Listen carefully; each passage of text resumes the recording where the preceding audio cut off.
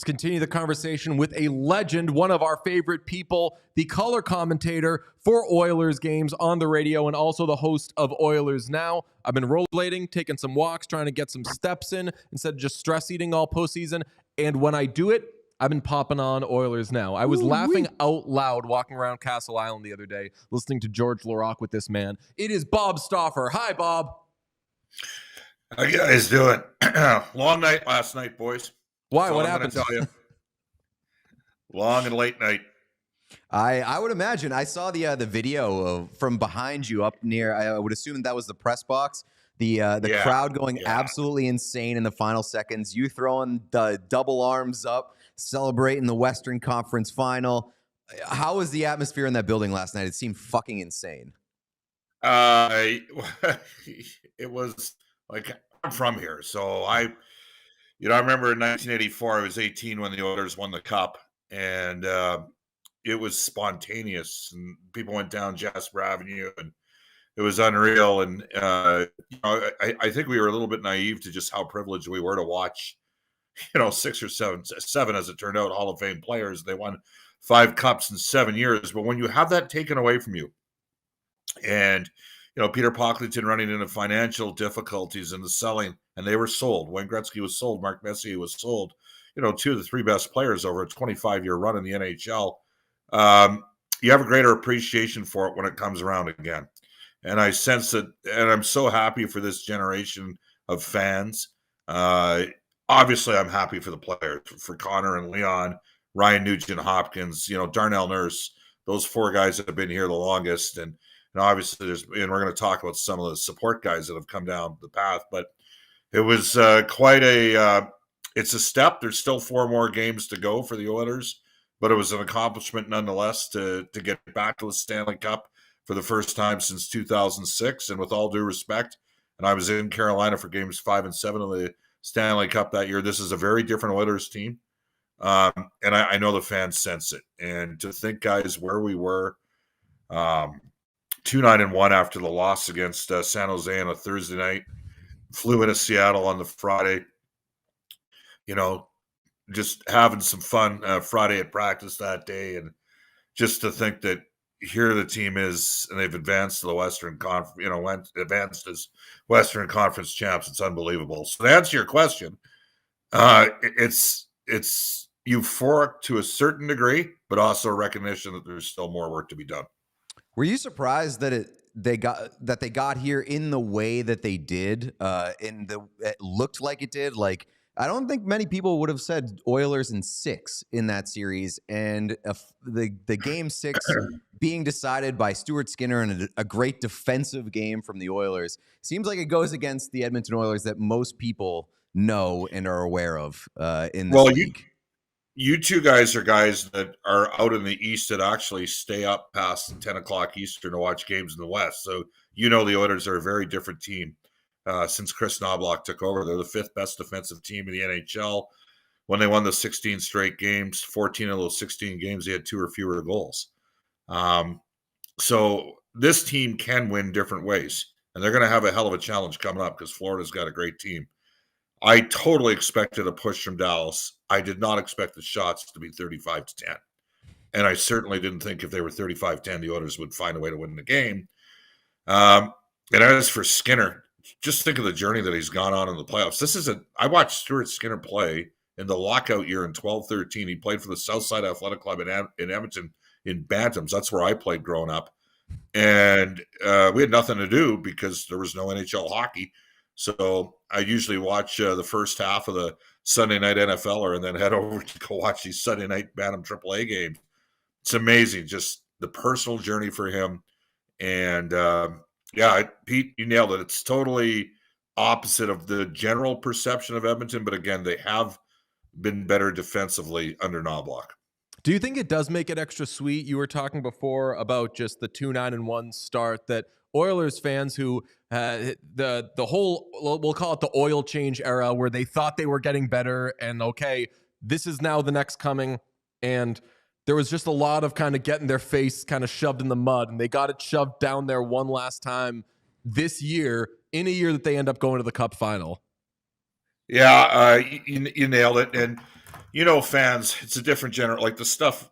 I always try to use euphemisms. You guys have the latitude to not use direct terms. I use soft language, the stuff that George Carlin used to joke about. But let's just say there was a lot of enthusiasm between the Vancouver and Edmonton fan bases, right? And I don't think for a second that a large percentage of fans in Toronto or Vancouver or Calgary are going to be cheering for the Edmonton Oilers. Maybe Winnipeg and Ottawa, Montreal might be a little bit different. But people were kicking the crap out of the team when they were 2-9-1. You guys are going to, David's going to leave, Dreisaitl's going to leave. They're not winners. Your team sucks. You got a negative energy vortex around your squad. It's just been an incredible year. That's really the only way to say it.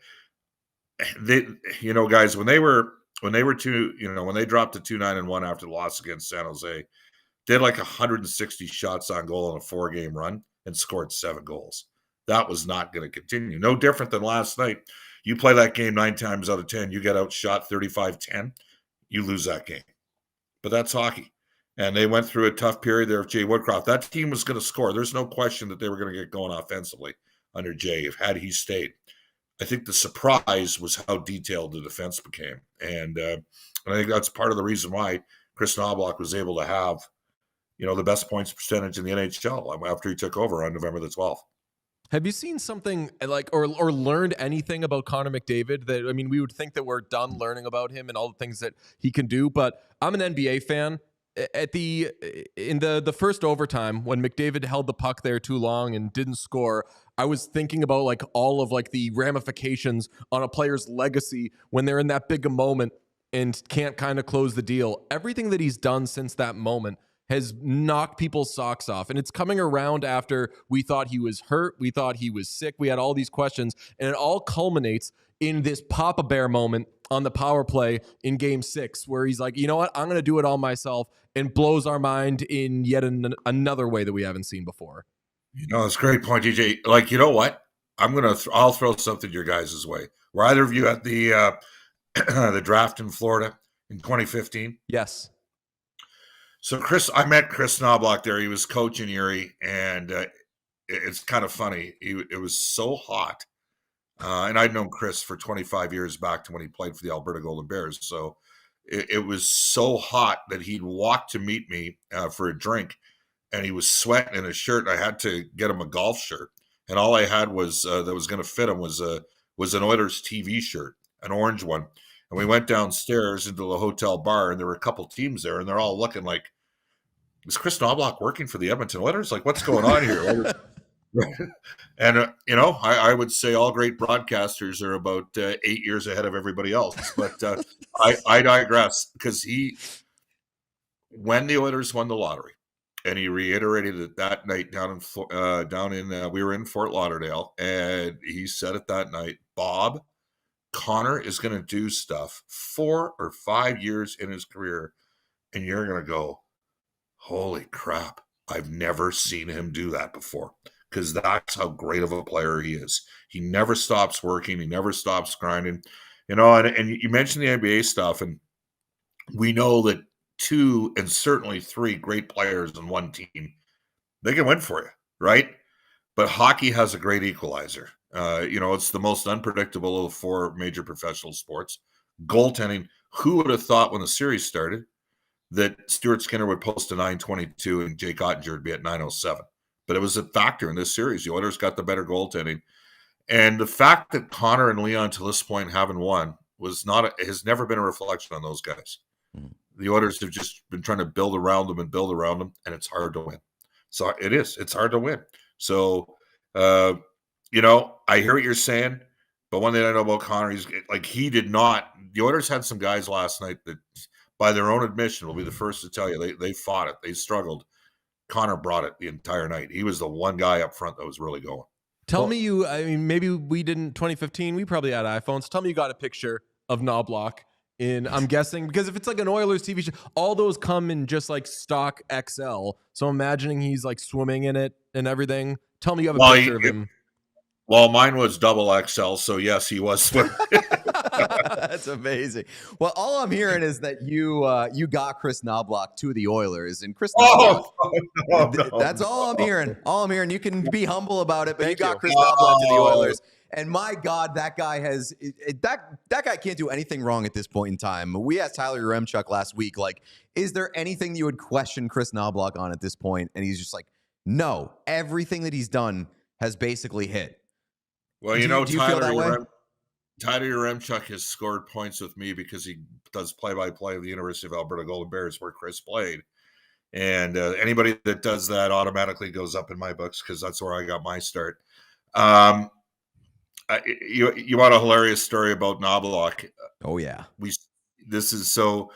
had an event for our former owner Cal Nichols, Toast of the Town, and Kris came as the Kris came and was kind enough. He's from Imperial, Saskatchewan, and Cal's from Paradise Hills, Saskatchewan. You know what they say?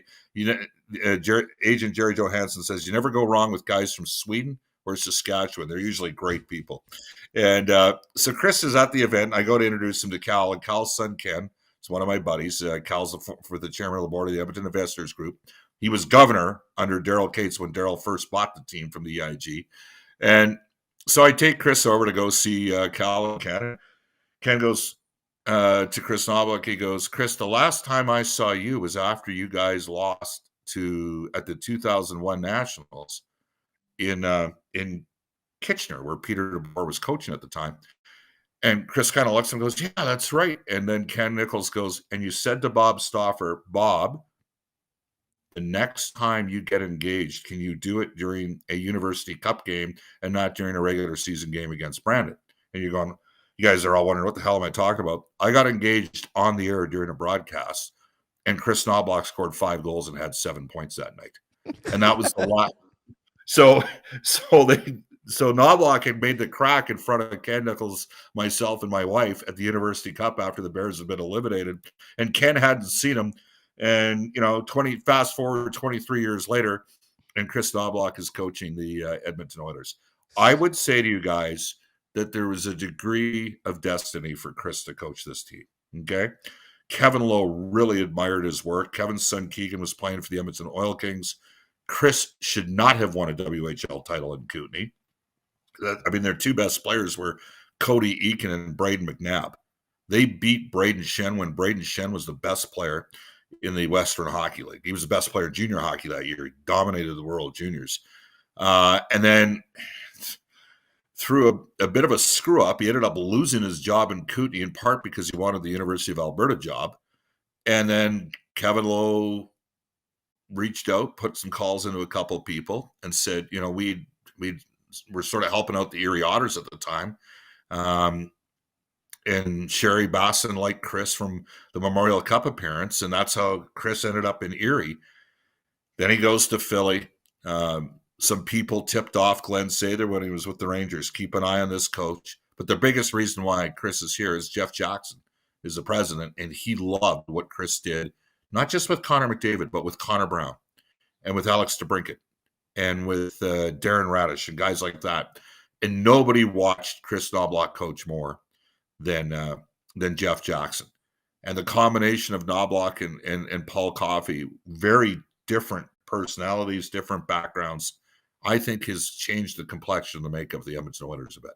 Speaking of Paul Coffey, what did you think of the turnaround from Darnell Nurse the last couple of games, specifically like on the ice, but also with the way that the team rallied around him? Because there was a moment in the third period in Game 6 where he had a huge shot block, and like every guy on the ice went up to Darnell Nurse and basically like hugged him and gave him a tap on the head. It seemed like that team really did rally around him, and he turned his game around pretty strongly over the last couple of games. Yeah, it's interesting because Frank Saravalli wrote a very pointed piece criticizing Darnell, and Darnell would be the first to he knew he had to play better. The fact that Connor McDavid stepped up and said, "Hey, I'll take that," with the question on Darnell. They're gonna rally around each other. It's been interesting watching what's happened here, right? Ekholm's come in and basically played first pairing lefty with Evan Bouchard. Bouchard has emerged as an elite offensive defenseman. Period. He's leading the playoffs in plus minus. he's got a chance to crack 30 points. It's ridiculous what he's done. So Darnell no longer, because Ekholm and either Darnay or Ekholm and Kulak play the first unit PK together.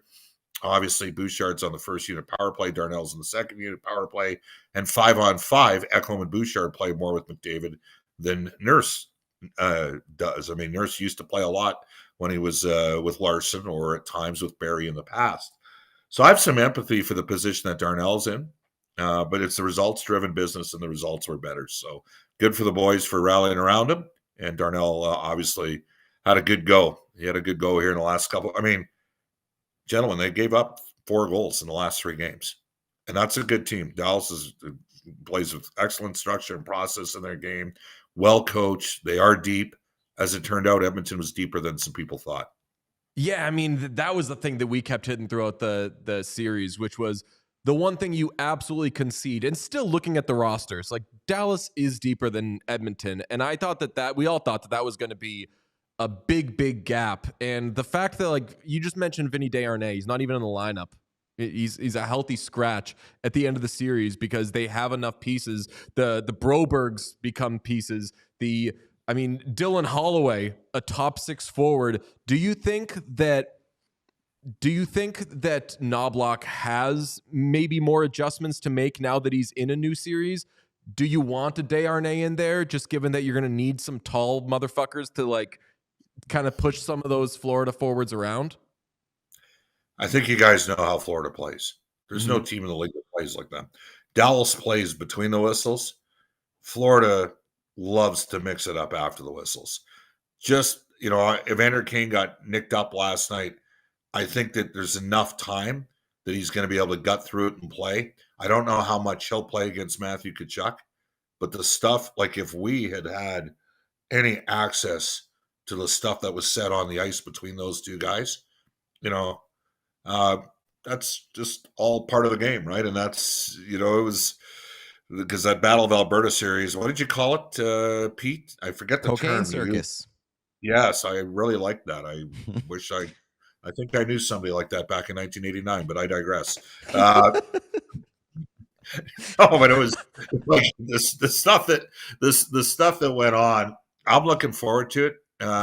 Obviously, the Oilers have an immense amount of respect for how good Florida is. Florida walloped Edmonton once in Edmonton this year and handled them at home as well.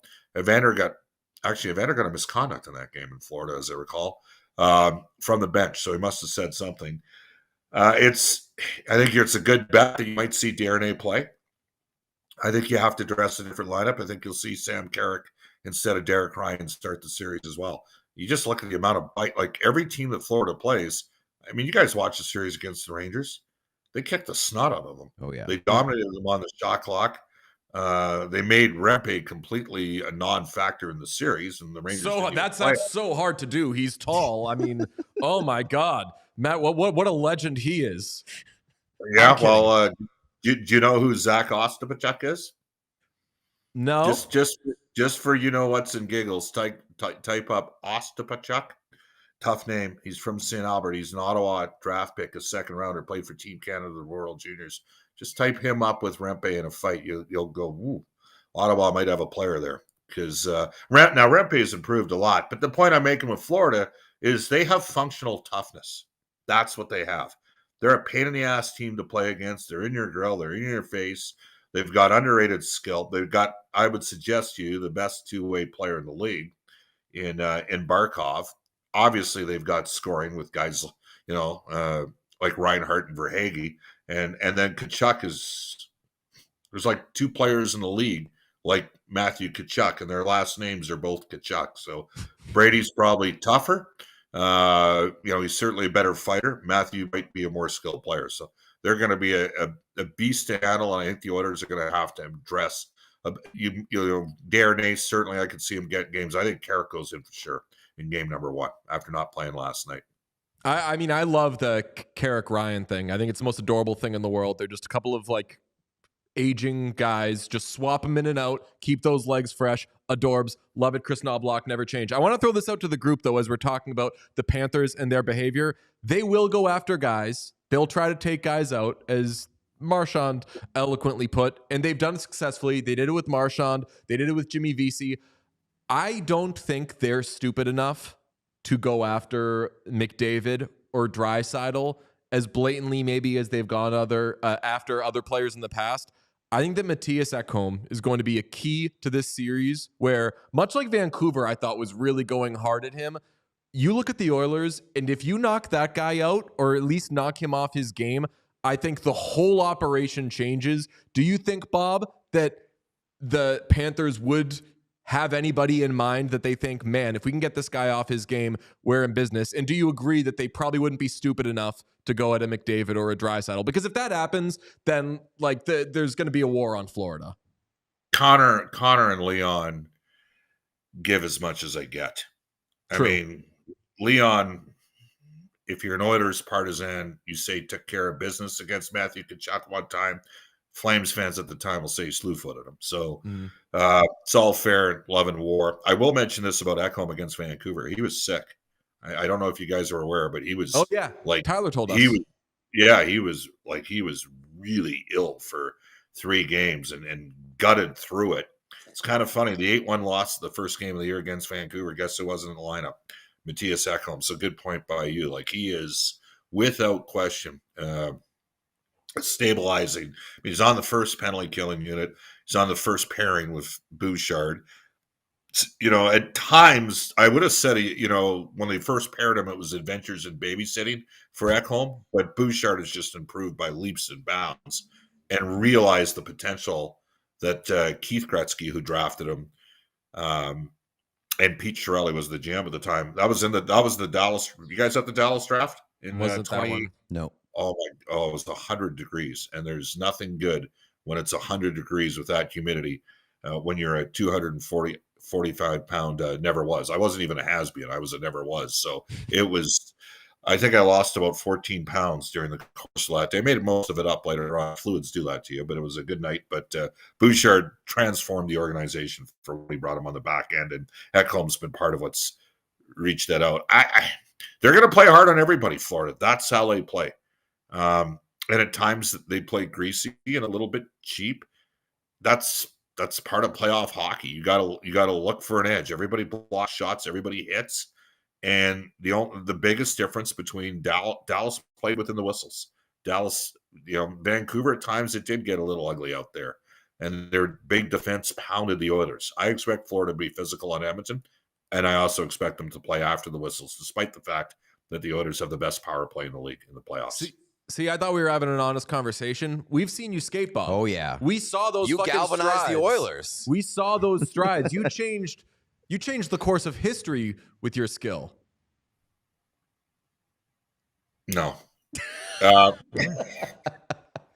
worst part was, do you want the truth? The skates were plastic, and I was wearing dress pants, so Tony Breyer had to tie my skates up like I was a 6-year-old kid again. But the skates were plastic, so it was, it wasn't like they were your skates when you're out in the ice there. You have to have, again, guys, you have to have fun with it. Like, it's this simple. You're doing what you do, I do what I do. We're all here because of players, right? At the end of the day, the managers know that, coaches know that, the equipment guys and the trainers and the doctors, they all know that. Virtually every official knows that. There's a very small percentage, and and they played absolutely zero factor in the series against Dallas. By the way, it was a very well officiated series. With, by the way, I will tell you, 2 of the best PR departments in the league. Like, Dallas has been first class forever. The Oilers have won the Dick Tillman Award 2 the last 3 years. So it was like a gentleman's series played between teams, and I don't know if there's any place for a fat 240-pounder to hit the ice in Florida, but just go play and see what happens. It's going to be a kicker. Are both of you coming to Edmonton? Just this guy. I'll have to represent for the both of us. All right. Well, we will. I think Frank Saravelli is coming up. I know, Pete, you did some stuff with him in the past. Yeah. We have a couple special spots lined up for you after Game 3 for sure. So, I'm so jealous. I can't wait. I mean, a flight also, out of FOMO. I'm going to drop in with fresh legs, and as somebody who has had to do these has been able to do like long playoff runs, you're at a point now. I know that you were like long night and everything. Like, I know for a fact you're exhausted, and this has been a real run. What's been the most fun off the ice moment, if it's appropriate and or not like cocaine circus? It was the cocaine circus. Yes. Was there like a Gene moment or something? Was it the boobs? Did you see the boobs the other night? I intentionally was like, we're not gonna ask about the boobs, because if Bob like says something, then they're gonna be like, Oilers commentator, boobs, blah, like, don't want to. I would say that yet again, Oilers fans show they have great enthusiasm for the game. How's that for soft language? Yeah, no, I'm trying. There's been I will tell you, just thinking of being in Rogers Place and how loud it was at the end. It wasn't an easy journey. Like, Daryl Cates purchased the team from the Edmonton Investors Group back in 2008.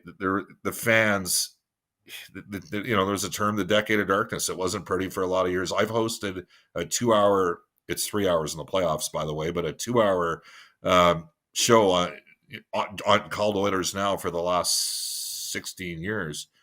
And when we were trying to push through the arena deal, when the organization was trying to push through the arena deal, and the team was languishing in 30th place out of 30, those were tough miles. And to see, everybody downtown and just how stoked and pumped people were, and the true, passion that they had for it, it was awesome last night. And so, yeah, I think a bit of the journey, it's not done yet. They can still win.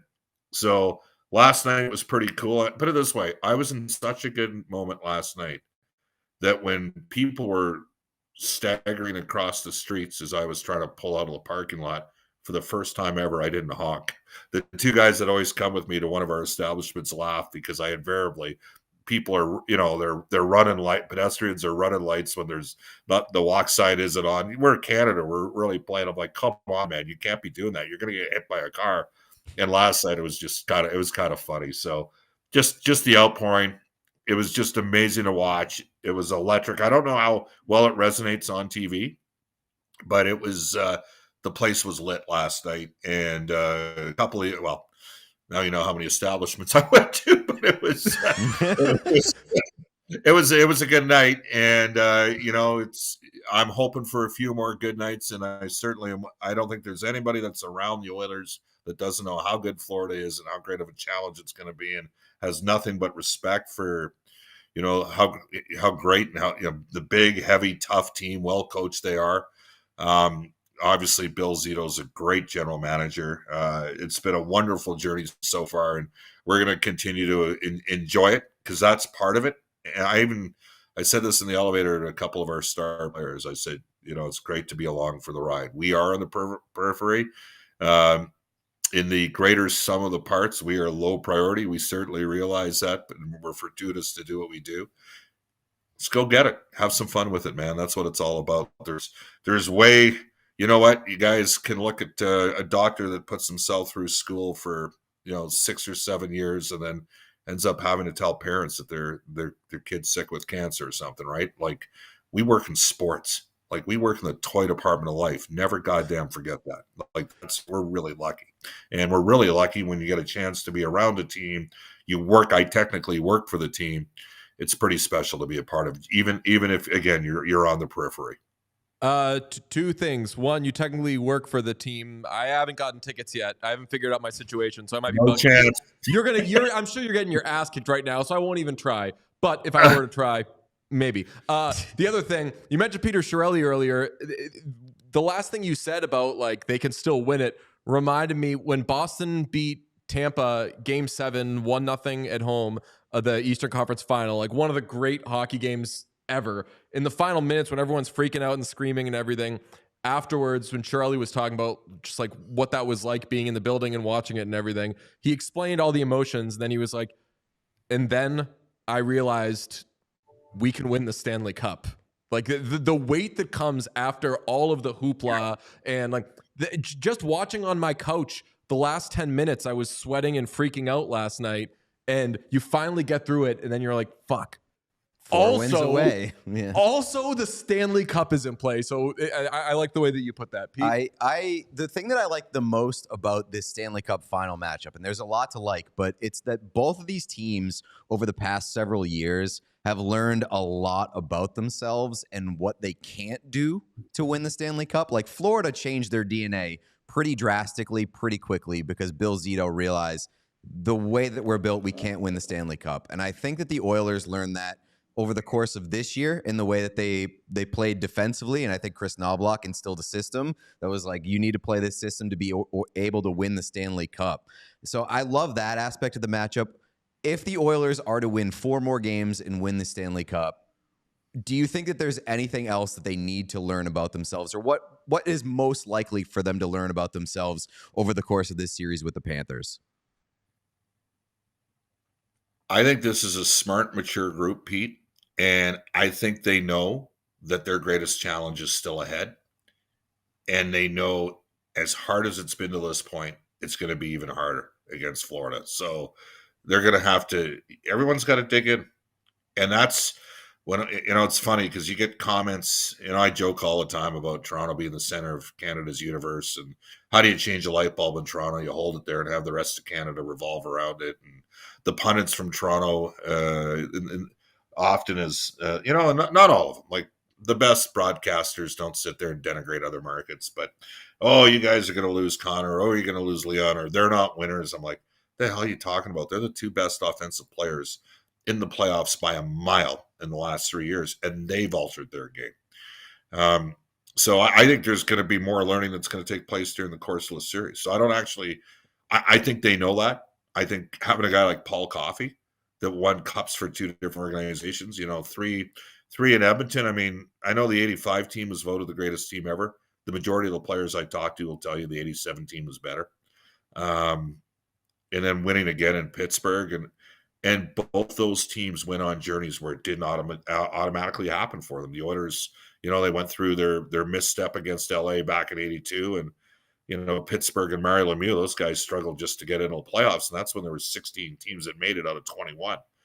So there's been journeys there. There's knowledge that's been gathered by others that can be translated into talk. And that's like with Paul, one of the things that he's done is he's empowered the defense to make plays. Mistakes are going to happen. If you make a mistake, go make a play after. So it's going to be hard. It's going to be, my guess is the Oilers will probably be the underdog. And I think that might have worked a little bit to their favor against Dallas. We'll see what happens against Florida. And I do know this, if Matthew Tkachuk's involved in the series against the Edmonton Oilers, it's not going to be quiet. It's going to be fun. Well, we can't wait for it. And we're so glad that you came on with us, Bob. We love talking to you when it's the middle of the regular season. To be able to talk to you with the Oilers in the Stanley Cup Final is incredible. I get there Wednesday. Tyler's picking me up. So whenever the Oilers aren't playing, I'm assuming you're free, and we'll just hang out. Well, I'm more free than I was before, I can tell you, because my wife and kids went and bought a condo in West Vancouver. So they're I think they're actually coming back here for a round. But let's just say there's been a lot of late nights. So and you could probably tell that from my eyes right now. So it's but they're always like this, by the way, just so you know. No, we're gonna have a great time. Like it's gonna be a fun ride. That said, FOMO. That said, there is work for the club to do, and I know they're gonna be prepared. I'm not saying they're gonna win the series, but I believe they're going to be prepared, and I certainly know they respect how good Florida is. I know I've already talked to some of the key people, and they know they're going up against an excellent high. I mean, just take a look at who they vanquished along the way. The Panthers have beaten some real good teams, right? Tampa, Boston, the Rangers. Those were good squads. And Edmonton, guys, they might have caught a bit of a break. I had a couple executives reach out last night to me and say, "Hey, enjoy the ride." And Dallas faced a murderer's row. Like Vegas, great franchise. Oh, yeah. Colorado, great club, plays at a pace that nobody else in the league plays at. And a lot of people thought, Edmonton was going to be Dallas's easiest series. Ultimately, didn't turn out that way because there's an unpredictability in hockey, and that's what makes it a wonderful sport. We all silly like the mayor.